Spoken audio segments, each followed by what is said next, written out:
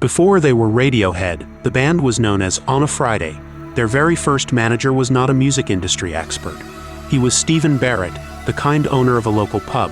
Stephen Barrett played a very important role in their early days. He helped them find places to practice their music. He also helped them get their first small concerts.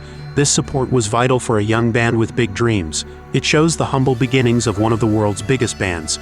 A local pub landlord gave them their first real chance.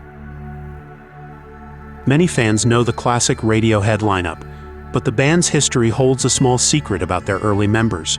Before Colin Greenwood joined as bassist, On a Friday had another musician. His name was Christian Green. Christian Green played bass with the band during 1986 and 1987. His time with the group was short, but it was a part of their story. This shows how close the band was to having a different sound.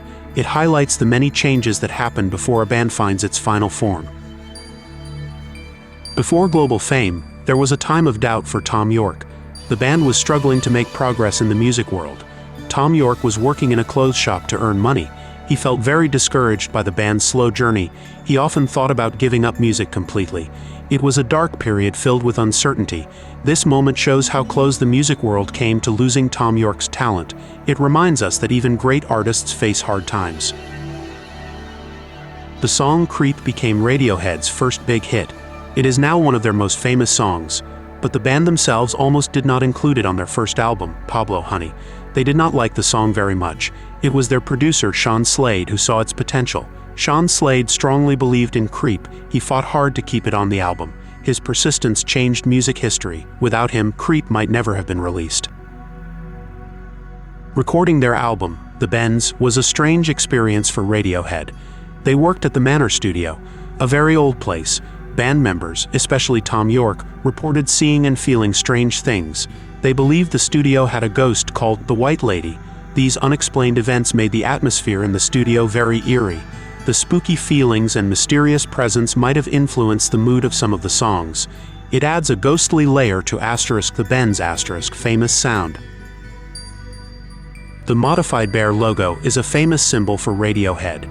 It is strongly linked with their albums Kid A** and Amnesiac. But this iconic image appeared much earlier than most fans realize. The bear logo first showed up on fan merchandise like t-shirts. It was on fan club materials back in 1996 and 1997. This was several years before Kid A** was released. This early appearance shows the hidden history of a very famous band symbol. It has been with them longer than many people think. The lyrics for Everything in Its Right Place are iconic, but they came from a very unexpected place. Thom Yorke was having a hard time writing lyrics for the song. He was frustrated during a writing session. So he started singing sounds that made no sense. He was just making noise to get through it. Then, by accident, the phrase Everything in Its Right Place came out. This simple phrase became the heart of the song's meaning. It shows how creativity can appear from unexpected moments of frustration. The song The National Anthem from Kid A** has a wild brass section. It sounds like many instruments playing in a chaotic way. Most people would think a full orchestra played it. But this was not the case. Jonny Greenwood created most of this sound himself. He played many different brass instruments. He recorded himself playing each one. Then he layered and changed these recordings. This creative process made the unique freeform sound of the song. It shows Jonny Greenwood's inventive musical mind. The main synthesizer sound in Idiotech is very famous. It is a key part of the song's unique feel.